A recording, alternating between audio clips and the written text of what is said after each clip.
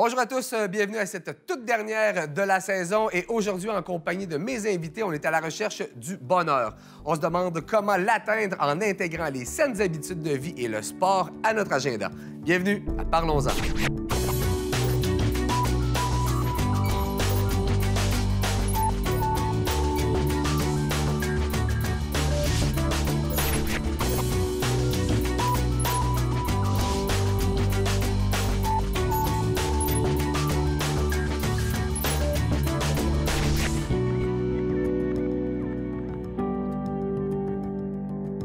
Alors, cette semaine, on discute de bien-être et de sport en compagnie de nos invités, qui sont, je vous les présente tout de suite, Marie-Pierre Côté, de l'organisme Happy Fitness. Oui, le mouvement Happy Fitness. Et Dominique Rainville, de Version Originale. Bonjour. Mesdames, bonjour. Merci d'avoir accepté notre invitation aujourd'hui. Avant de rentrer dans le vif du sujet, on va prendre le temps de présenter vos différentes organisations. Donc, d'abord, le mouvement Happy Fitness. Oui, en fait, le mouvement Happy Fitness a été créé en 2012 à Montréal. C'est présent à Québec depuis cet automne, donc automne 2018. Et en fait, ça vise à rassembler, à inspirer et on appelle ça ajouter du contentement, en fait, à la vie des jeunes femmes par, en fait, des filles, pas juste des jeunes femmes, par le sport et la nature. Donc, en fait, notre but, en fait, c'est de montrer que le bien-être et la mise en forme, c'est supposé être simple puis plaisant aussi. Excellent. Et de ton côté, Version Originale est à la base un vernissage, une exposition photo où on mettait de l'avant des gens de corpulence, de style complètement différent, en train de pratiquer l'activité physique. À la base, oui. En fait, l'idée de Version Originale, c'était juste de montrer des gens qui avaient trouvé leur chemin ou leur voie par l'acceptation de soi, par la non-culpabilité puis le plaisir. Donc, c'était de prendre 10... On a commencé avec des femmes, 10 femmes en photo qui avaient leur cheminement particulier d'acceptation de soi, puis d'inspirer les gens au travers de leurs histoires. Ça a tellement bien marché avec les femmes qu'on s'est dit, bien, les hommes ont une histoire à eux aussi qui souvent se ressemble malgré ce qu'on peut penser. Donc, on l'a refait avec les hommes. Puis, éventuellement, en se disant, on va inspirer les gens à bouger, bien, on s'est dit, bien là, on va faire bouger les gens. Donc, depuis, on crée des événements qui vont mélanger plein air et yoga et définitivement plaisir et pas d'obligation, mais juste du fun dans la nature à bouger. Puis parlez-moi un peu peut-être du contexte dans lequel on évolue. Si, bien, du côté de Happy Fitness, ça s'adresse particulièrement aux femmes. Vous autres aussi au départ. Est-ce qu'il y a un enjeu plus particulier concernant les femmes? Bien, moi, je pense que oui. Puis, comme Dominique l'a dit, tu sais, c'est pas un enjeu qui est précis aux femmes, mais les hommes ont leurs enjeux aussi. Mais c'est sûr que nous, quand on a décidé de s'adresser juste aux femmes, c'est parce qu'on ne peut pas parler à tout le monde. Puis nous, on a décidé de viser vraiment juste un public, de se concentrer sur ce public-là, puis de lui offrir ce qu'il avait besoin d'avoir, en fait, pour s'épanouir puis se réaliser dans le sport. OK. Moi, je dois dire que je travaillais dans un gym pour femmes à la base, donc clairement, c'était une clientèle de femmes. Mais après avoir fait le vernissage pour hommes, je me suis rendu compte que c'est exactement les mêmes enjeux. Donc, depuis, c'est ouvert à tous. Puis l'idée, c'est de faire bouger les gens puis d'avoir un certain cheminement personnel, que tu sois un homme, une femme, un enfant, un adulte, peu importe. Bouge. Oui, c'est ça. Bouge, puis viens avec nous, puis amuse-toi. Un des éléments déclencheurs là, pour Version Originale, tu me disais tout à l'heure qu'en travaillant dans un gym, justement, il y a une forte concentration là, de nouveaux inscrits au début de l'année, après les résolutions du temps des fêtes, mettons, mais que rapidement, ça s'essouffle, puis que les gens que tu côtoyais dans le gym, c'était pas nécessairement une partie de plaisir pour eux d'être là aujourd'hui, mais plus se sentir obligé de le faire. C'est ça. Bien, en fait, c'est ça. Moi, ça a été 10 ans là, où j'ai travaillé dans le gym. Puis en janvier, il y avait du monde à n'en plus finir. Mais honnêtement, je pense qu'il n'y a pas eu une journée en un an par année où j'entendais pas quelqu'un me dire « Ah, veux-tu me faire un programme? Mais j'aime vraiment pas ça. » Ou « Ah, je suis venue, je me suis inscrite, mais sérieux, ça me tente pas. » Puis là, je le dis là, mais ma boss, ça devait pas bien m'aimer. Mais je disais « Mais attends, on va trouver quelque chose que t'aimes. T'es pas obligé là, de venir ici. Là. On va te trouver. Il y a des millions de choses que tu peux faire. Que ce soit de la danse, du vélo. T'es pas obligé de venir au gym pour bouger. » Fait que là, j'étais pas très bonne vendeuse, mais ça, c'est pas grave. Non, mais en fait, c'est que tu le faisais pour des bonnes façons, des bonnes choses aussi. Bien, c'est parce que ça dure, en fait. C'est qu'à partir du moment où tu as trouvé quelque chose qui te rend heureux, ben tu y vas puis tu le fais. C'est plus juste un il faut que je le fasse, puis là, ben j'ai plus de temps, fait que je me trouve une raison de pas le faire. C'est que tu en as besoin parce que ça te fait du bien puis ça t'amène quelque chose. Au lieu de une autre obligation, parce qu'on a-tu des obligations dans la vie? Là? Ouais, c'est ça. Nous, on dit toujours on essaie d'enlever l'aspect corvée au sport, à l'entraînement, ou peu importe. Puis comme tu dis, un coup que tu as trouvé quelque chose qui t'apporte du bonheur puis du plaisir, ben c'est ça qui fait que tu vas y retourner, tu sais. Fait qu'en enlevant tout cet aspect corvée-là, puis en ramenant ça à la base, puis au plaisir qu'on peut avoir dans le fait de bouger, ben c'est là que ça devient où les gens reviennent puis construisent des vraies bonnes habitudes de vie. Vous avez plusieurs éléments qui se rencontrent, mais un de ceux-là, c'est vraiment d'accompagner les gens pour leur permettre de trouver qu'est-ce qui leur correspond à eux, qu'est-ce qui leur convient à eux. On s'entend là qu'il y a des profils un peu plus extrêmes que les autres, ils vont vouloir vraiment s'embarquer dans une séance de sport, se vider à fond, vraiment se donner, alors que pour d'autres, c'est complètement différent. Si je vous demandais de me donner des exemples, mettons, là, à partir de quand on peut considérer faire un peu plus de sport, puis jusqu'où on peut aller parmi les gens que vous côtoyez? Moi, honnêtement, j'en vois de toutes les sortes. Là. Je vois autant des gens que ça fait des années qui n'ont pas fait de sport. J'ai eu une dame cet automne qui m'a dit, après nous, c'est des sessions de 8 semaines, puis après 6 semaines, elle m'a dit « Hey, merci, c'est la première fois que je cours en 15 ans aujourd'hui. » Wow. Tu sais, ça, là, c'est notre récompense, en fait. C'est un peu comme notre paye. Mais, fait que, tu sais, il y a autant cette dame-là qui se remettait vraiment à faire du sport après plusieurs années, qui est plus ou moins inactive, puis du monde qui sont plus jeunes ou moins jeunes, mais qui sont super en forme puis qui veulent venir vraiment se mettre la langue à terre, comme je dis. Puis c'est possible de faire les deux. Là, nous, les entraînements sont montés de façon à... Chacun fait ses choses de côté. Là, souvent, c'est des parcours ou des trucs comme ça. Fait que tu peux pas te comparer. Tu es dans ta bulle, mais en même temps, tu as des gens autour de toi qui te permettent d'avoir du fun, mais tu peux pas vraiment savoir où sont rendus, eux. Puis moi, je m'occupe d'orchestrer un peu tout ça. Puis si toi, tu as envie d'être la langue à terre, bien vas-y, saute-le ton squat, puis il n'y a pas de problème. Si tu commences, bien je vais être là pour t'accompagner puis te montrer comment faire un beau squat très simple. OK. Je pense aussi que dans une vie, bien, on a différents besoins puis différents moments, je veux dire, dans notre vie d'athlète ou dans notre vie de sportif. Ouais. Fait qu'il y en a qui, des fois, se sont défoncés puis c'était ça qu'ils avaient de besoin. Puis finalement, après la vie, puis il y a des choses qui sont arrivées, bien, ils ont besoin de quelque chose de plus mollo. Bien, le fait d'offrir toutes ces options-là puis de permettre aux gens de choisir de quoi ils ont besoin aujourd'hui. Pas ce que tu pensais que tu avais de besoin il y a 2 semaines, mais aujourd'hui, c'est de quoi que tu as de besoin. Puis d'en prendre conscience déjà puis de se donner cette permission-là, je pense que ça change tout là, à la pratique de notre activité physique. Là. Quand on fait des événements, nous autres, on prend toujours un moment de... Prends un moment pour reconnecter avec toi-même, puis de quoi tu as besoin aujourd'hui. Tu veux, on va monter le relais, bien, tu as la piste de même ou tu as la piste un peu plus mollo, puis vas-y avec ce qui marche pour toi. C'est ça. Ouais. Puis aujourd'hui, ça peut être différent de demain puis d'hier, puis c'est parfait. Là, on a un peu, ça c'est drôle, on se rejoint vraiment parce que nous aussi, on a en fait, à chaque ouverture de saison, on dit tout le temps, nous, un de nos objectifs, c'est que chaque personne qui arrive ici reparte content. C'est un peu ça, comment on le présente. Puis ça veut dire quelque chose de différent pour toutes les personnes. Puis pour la même personne, comme tu dis, d'une semaine à l'autre, c'est différent. Fait que moi, ma job, c'est de m'assurer que les 15-20 personnes qui sont là ce soir, bien, repartent chacun avec ce qu'ils sont venus chercher, puis qu'ils repartent 2-3 fois plus contentes quand ils sont arrivés, tu sais. Je pense que l'intention n'est pas nécessairement de faire de tout le monde un excellent sportif dans telle ou telle discipline, mais bien les réconcilier avec ce qu'on en retire, puis tous les bienfaits qu'on retire de l'activité physique, peu importe à quel niveau ça se passe. Tu sais, quand tu disais ne pas nécessairement être une bonne vendeuse, j'aurais envie de dire qu'au contraire, dans tu le vendais sens la où, santé. Il y a moyen de vendre un abonnement qui se renouvelle pas. Mais vendre la passion, ben là, crime, tu vas avoir un renouvellement qui va se faire constamment. Chez Happy Fitness, vous offrez également différents produits pour les gens qui veulent faire du sport. Vous offrez des retraites. Ouais. Parle-moi un peu de comment ça fonctionne. Bien, en fait, on a 2 types de retraites. On a les retraites de week-end et des retraites dans le sud. Des retraites de week-end, oui, c'est ça. Oui, on a juste pour les femmes. Oui, malheureusement. Donc, Géo, je fais de l'animation. Parfait, j'en prends note. Donc, les retraites de week-end, en fait, c'est dans différents endroits. Ça change un petit peu chaque année, mais souvent, ça va être soit dans un chalet ou dans les installations glamping là, de la CEPAC, là, donc dans des huttes, où il y a une coach puis une nutritionniste qui sont sur place. Donc, c'est vraiment 3 jours consacrés entièrement au temps pour soi. On retire les téléphones cellulaires quand les gens arrivent. Évidemment, s'il y a des urgences, il n'y a pas de problème. Là. Mais c'est simplement pour s'assurer que le monde se reconnecte, reconnecter sur soi. Donc, il y a des entraînements prévus à l'horaire, des cours de yoga, il y a des ateliers nutritionnels, il y a une massothérapeute qui est sur place aussi pour donner un massage aux filles. Puis, il y a beaucoup de temps libre aussi pour permettre aux filles de pouvoir se permettre justement de se reconnecter. Puis, tu sais, on apporte toujours des mandalas à dessiner, des trucs super simples, mais qui te permettent de juste te recentrer, prendre le Prendre la temps. pause. Ce qu'on fait plus maintenant, puis pour l'avoir fait quelques fois, ça aussi, tu rencontres des gens parce que tu peux y aller toute seule, tu peux y aller en groupe de 2 ou 3, mais le groupe, c'est une dizaine de personnes.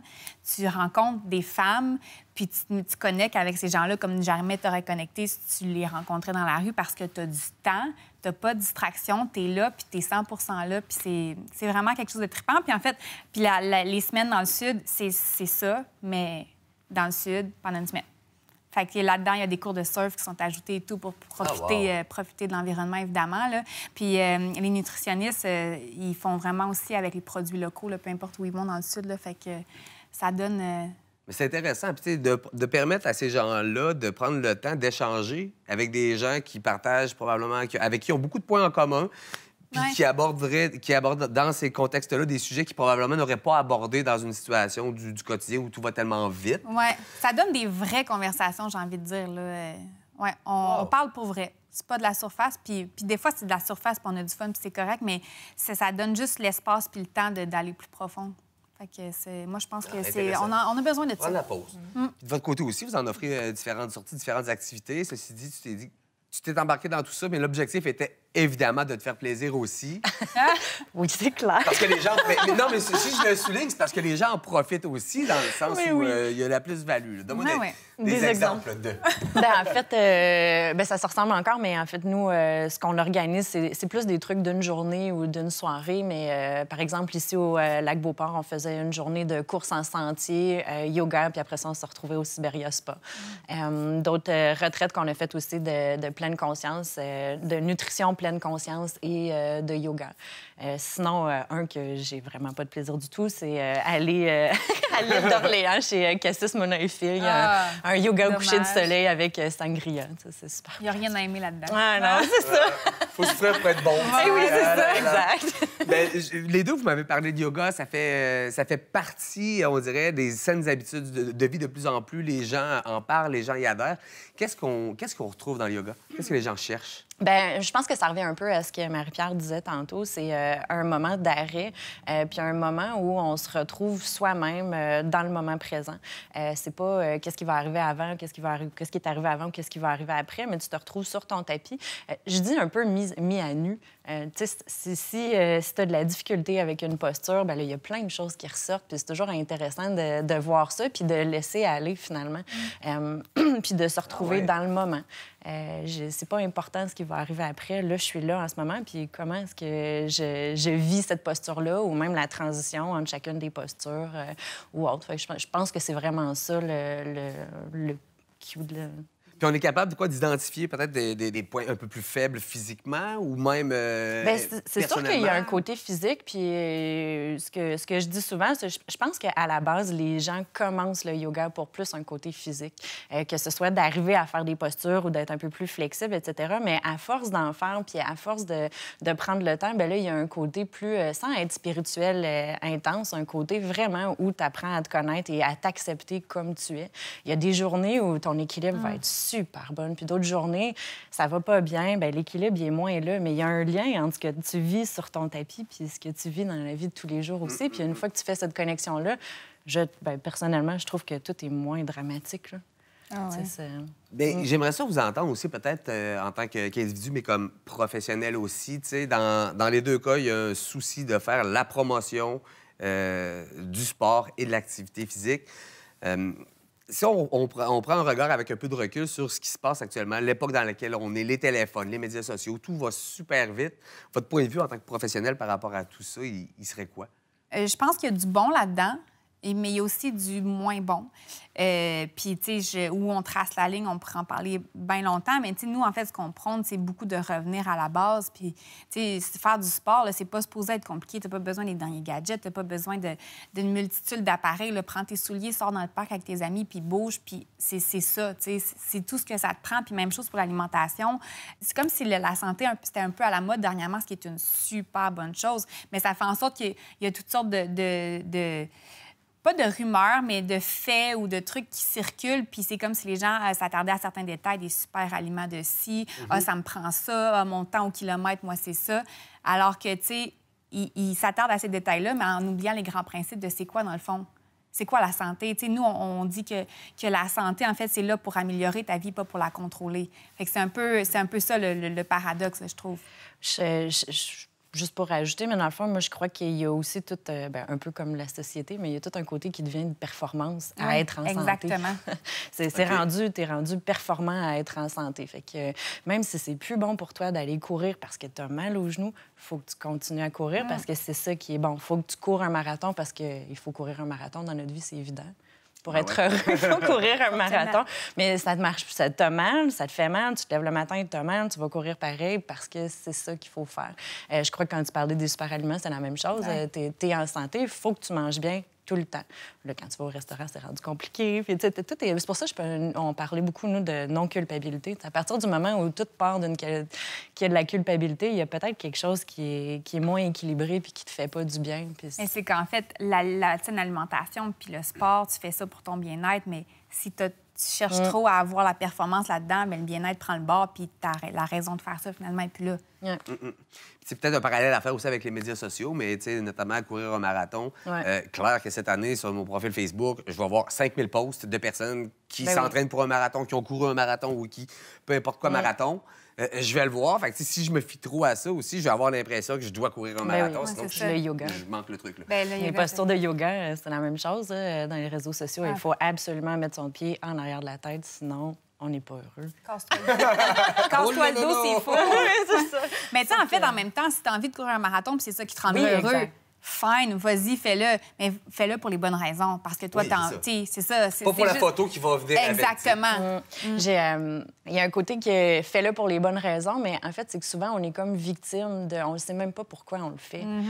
C'est pas tant de le faire pour les bonnes raisons, mais sache pourquoi toi, tu le fais. Puis à partir du moment où toi, tu acceptes que c'est ça parce que tu as envie de le mettre sur Facebook, c'est correct. Mais sache pourquoi toi, tu le fais. Puis c'est ça. Puis juste, sois pas victime de ce qu'on te dit que tu dois faire, mais sache-le, puis fais-le. C'est correct aussi. Là. Puis, de comprendre qui on est ou dans quel état on est rendu, si ça fait plusieurs années, par exemple, qu'on a mis un terme à nos activités physiques, puis qu'on a envie de s'y remettre, faut peut-être faire attention à dans quoi on s'embarque. Courir un marathon, ça peut paraître simple, là, mais sans un entraînement adéquat, ça peut être beaucoup plus complexe puis dur sur le corps qu'on le pense. Pour les gens là, qui ont arrêté le sport depuis des années puis qui sont intéressés à y revenir, qu'est-ce que vous suggérez à ces gens-là de faire comme première étape? De se demander c'est quoi qu'ils aiment. Oui, exactement. C'est quoi qui leur fait plaisir dans la vie. Ouais. Des gens partant, moi, il y a du monde qui me dit « Moi, j'aime ça de danser, c'est ça que j'aime. » Bien, parfait. Il y a des millions de cours de danse partout. Puis si tu de danser dans ton salon, puis tu dis « Moi, je suis capable de me défouler en masse dans mon salon en dansant, là, puis d'avoir chaud, bien, go, fais ça. » À la base, il faut que tu trouves c'est quoi que tu veux, puis qu'est-ce que tu aimes, puis qu'est-ce qui te fait plaisir, puis c'est quoi que tu vas avoir envie de faire tous les jours. C'est le premier conseil que je donnerais. J'ai rien à ajouter là-dessus. Pour le côté social, les organismes comme les vôtres, parce que vous organisez des événements, mais on en voit quand même beaucoup à gauche et à droite. Est-ce que c'est facile d'intégrer un groupe? Est-ce qu'il y a des esprits de petites communautés qui se forment rapidement ou quiconque arrive va être bien accueilli, par exemple? Ça se forme rapidement, mais en même temps, c'est très accueillant parce que, tu sais, justement, nous, dans la façon que les entraînements sont montés, t'es à la même station que quelqu'un, bien, je veux dire, tu peux la connaître depuis 8 semaines ou ça peut être la première fois que tu la croises parce que la personne n'est pas inscrite de façon régulière, mais t'es là en même temps. Puis, tu sais, nous, on va beaucoup agir sous forme de jeu aussi, puis, tu sais, on pimente un peu les entraînements, ce qui fait que ça crée la conversation. Fait que ça crée vraiment un sentiment de communauté qui fait en sorte que c'est une gang de filles qui crient ensemble. Là. À la fin de la session, ils vont toutes souper ensemble après le cours. C'est pas moi qui ai initié ça, là, c'est eux autres parce qu'ils ont vraiment eu du fun ensemble durant les 8 semaines. Il y en a qui vont faire du ski ensemble depuis ce temps-là. Ça tisse des liens, puis ça fait en sorte que tu as plus de plaisir, puis tu as envie de retrouver ta gang, puis de revenir une autre fois. Fait que c'est un beau mélange des deux, je te dirais. C'est des moments idéaux aussi pour revenir à nous-mêmes. Hein.